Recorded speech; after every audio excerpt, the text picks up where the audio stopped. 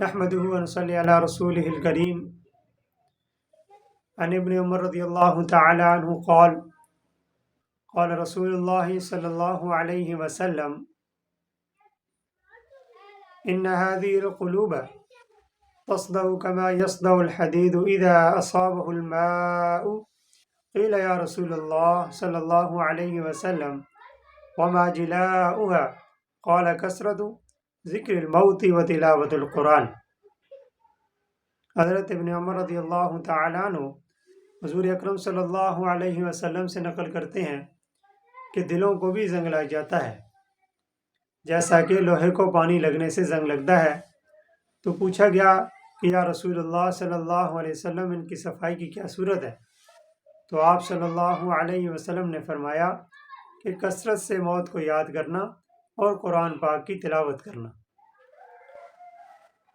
ان حدیث شریف کا مفہوم ہے کہ آپ صلی اللہ علیہ وسلم سے صحابہ کرام نے پوچھا یا رسول اللہ جس طرح لوہے کو پانی لگنے سے زنگ لگ جاتا ہے، جیسا کہ مختلف لوہے کی چیزیں ہیں، لوہے کی چیزوں سے جو چیزیں بنتی ہیں ان کو بھی زنگ لگ جاتا ہے، تو ان کی صفائی کی کیا صورت ہے؟ لوہے کو تو زنگ لگتا ہے، اس کے لیے ریگمار ہے، اس کی صفائی کی جاتی ہے۔ اس طرح فرمایا کہ دلوں کو بھی زنگ لگ جاتا ہے، جیسے کہ انسان کے اندر جو ایک لوتھڑا ہے وہ دل ہے، تو دلوں کو بھی زنگ لگ جاتا ہے۔ تو آپ صلی اللہ علیہ وسلم سے پوچھا گیا کہ ان کی صفائی کی کیا صورت ہے؟ تو آپ صلی اللہ علیہ وسلم نے فرمایا کہ موت کو کثرت سے یاد کرنا، کہ میں نے مرنا ہے، دنیا سے چلے جانا ہے، اللہ کے سامنے پیشی ہونی ہے، اور آخرت میں ہم سے حساب کتاب بھی ہوگا، اور اس چیز کو کثرت سے یاد کرنا۔ فرمایا گیا کہ قبر جنت کے باغوں میں سے ایک باغ ہے یا جہنم کے گڑھوں میں سے ایک گڑھا ہے۔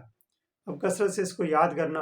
فرمایا کہ قبر جو ہے وہ انسان کو پکارتی ہے کہ اگر نیک آدمی میرے اندر رکھا جاتا ہے تو میں اس کے لیے کشادہ ہو جاتی ہوں، مردے کی جتنی دور تک نظر پہنچتی ہے میں اتنی دور تک قبر وسیع ہو جاتی ہے۔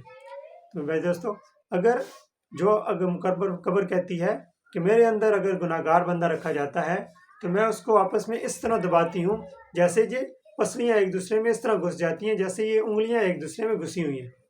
اس لیے فرمایا کہ موت کو کثرت سے یاد کرنا، موت کی تیاری کرنا، اور فرمایا کہ قرآن پاک کی کثرت سے تلاوت کرنا۔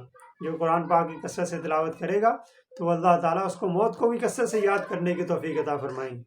اب یہ فرمایا کہ مفہوم یہ ہے کہ آپ صلی اللہ علیہ وسلم نے فرمایا کہ دلوں کی صفائی کی کیا صورت ہے کہ قرآن پاک کی تلاوت کثرت سے کی جائے اور موت کو کثرت سے یاد کیا جائے۔